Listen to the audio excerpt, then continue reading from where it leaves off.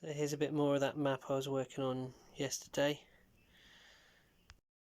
One of the parties is actually heading to this sort of fortress town. It's called Southgate. It bridges a ice bridge that goes across to the southern continent. And this is, no one's heading to here yet, but I'm just drawing it because it's a cool thing to draw that I came up with in my brain. So yeah, I'm really enjoying drawing this guy.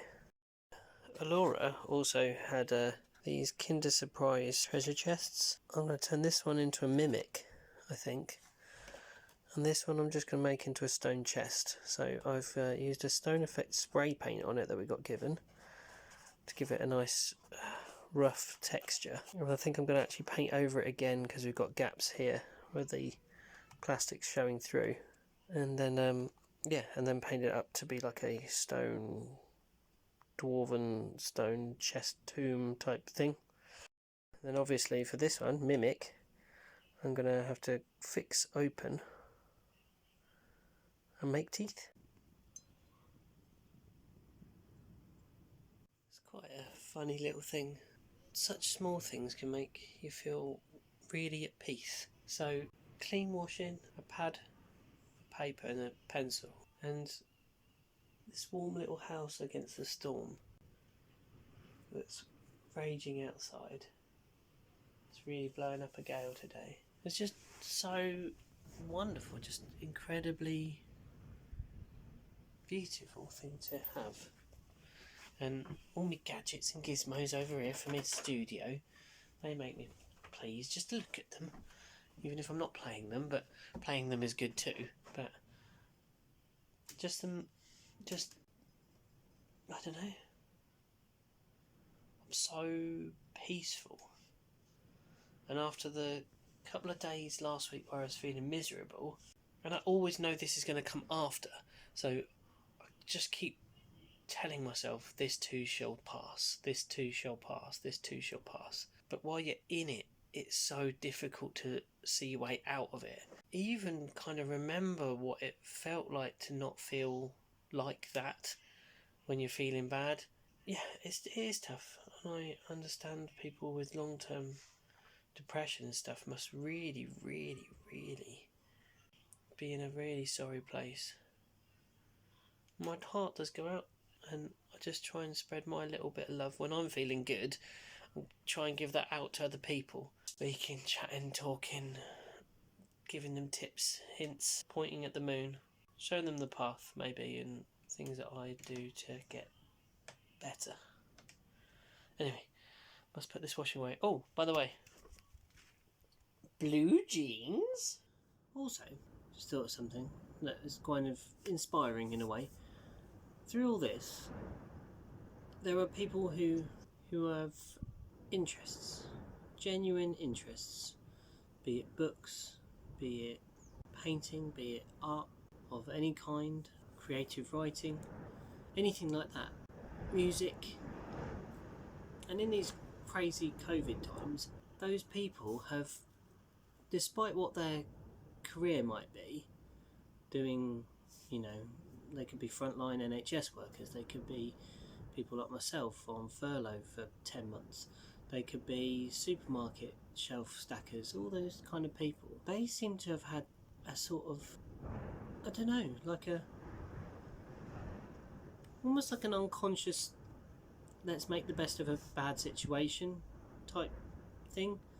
They've not said it outrightly, they've not gone, well, some people have, I say that no one has, but some people have gone, oh well, this is what we've got to deal with. What can I do with my day? What can I do with my time? How can I better other people or keep myself up, awake, alive, breathing, conscious? And they've done things like, I've learned a brand new skill, like I've learned how to be a dungeon master, which I've never done before. I've also been learning to draw, and I'd just like to kind of show you guys that. So I've been trying to learn to draw faces. I suck at drawing anything other than cartoons. I can't even draw manga cartoons. I mean, stupid, bobbly-eyed, odd, weird, amorphous blobs is what I kind of like to draw.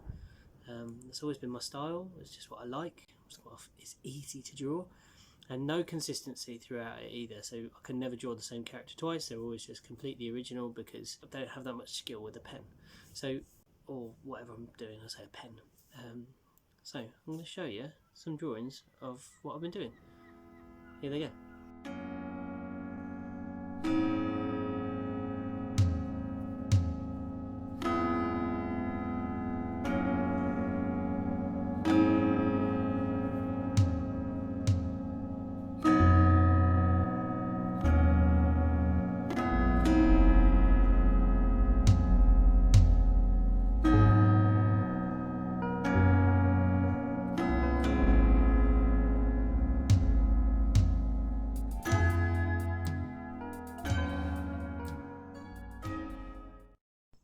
And why do I show you those things? Why am I showing you that?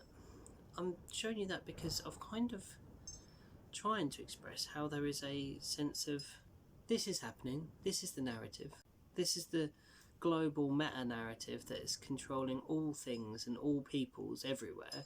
What are the ways to write your story better? What are the ways to tell the tale your way in a positive light, to frame it a little better? I mean, I've had friends who are sick with this, and I've got an elderly dad that makes me worried about this kind of stuff. And myself, I'm asthmatic, my child's asthmatic, and Bean's slightly asthmatic as well. So we're in the at-risk categories and stuff like that, so of course I'm a concerned person about this whole thing. And if anything were to happen to people close to me, I would be obviously devastated.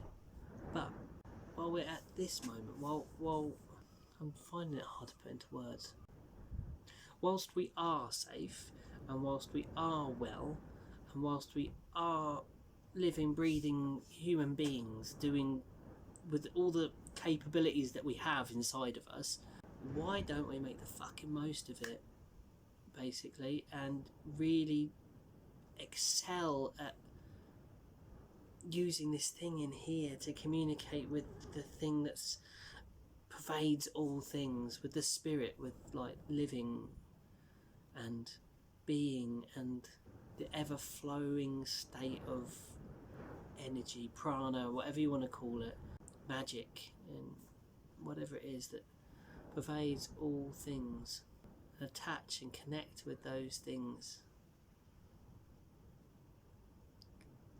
It's attuning to the beyond, I think, maybe, like the bit that is outside of this flesh and this body, where you pull the ideas from, where you can say as much of that is from your culture, but there's something beyond the ego and id and all the things that you've learnt that exists. And by practicing these arts and creative endeavours, you're creating magic in a way. You're making real something that wasn't from base resources. You're an alchemist in a way. I had another thought, actually, when I was hanging out the washing. So today, Chef Laura is preparing terrible tusks from her Gruffalo cookbook. Right. Lunch. Well, our lunch dessert and Ali's lunch, prepared by head chef Ali. Yeah.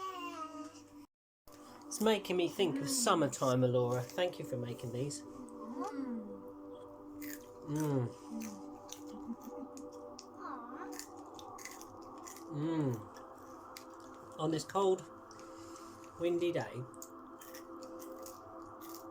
these are an excellent time travel device.